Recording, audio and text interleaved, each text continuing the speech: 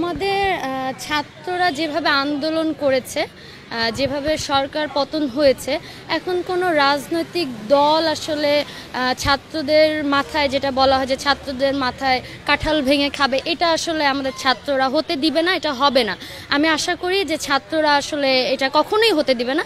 আর আমরাও সাধারণ জনগণ চাইও না যে এই জিনিসটা কোনোভাবে রাজনৈতিক হাতে যাক, কারণ আমাদের ছাত্ররাই তো এদেশের ভবিষ্যৎ, এদেশের সম্পদ। পরবর্তী বাংলাদেশ তো এই ছাত্রদের উপরই নির্ভর করছে। তো রাজনৈতিক কোনো কিছু বৈষম্য আসলে আমাদের ছাত্ররা আনবে না, আনতে আমরাও চাই না।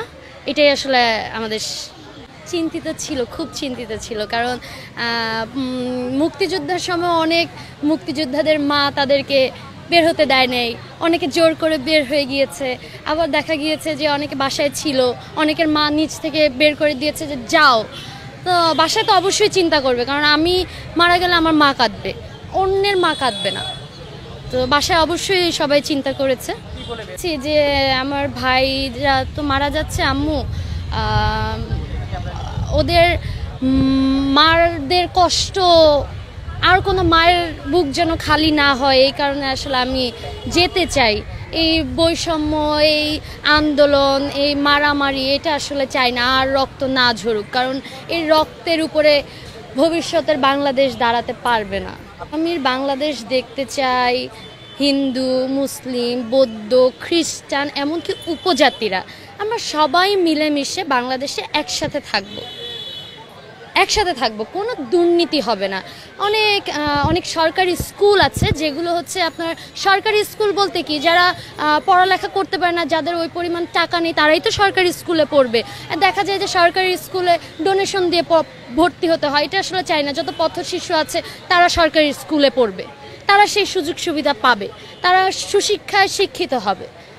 আমি এই পরবর্তী বাংলাদেশ এভাবে দেখতে চাই।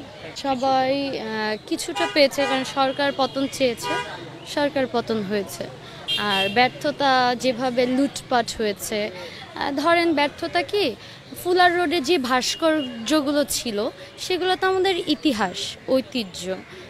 আমাদের পরবর্তী প্রজন্ম, আমরা তো দেখেছি, ভবিষ্যতে আরও দেখতাম, কিন্তু আমাদের পরবর্তী ভবিষ্যতে এগুলো দেখতো, প্রজন্ম দেখতো, কিন্তু তারা এখন আর দেখতে পাবে না।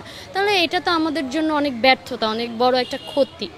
এরকম অনেক কিছু ভাঙা হয়েছে, ভাস্কর্য লুট হয়েছে, এবং একটা খারাপ বাজে একটা আপনার ইতিহাস হয়ে থাকবে, যেটা পরবর্তী প্রজন্মের জন্য খুবই বাজে। বৈষম্য তো বোঝা যাচ্ছে যে থেকেই গেল, আমরা চাই না যে বৈষম্য থাকুক।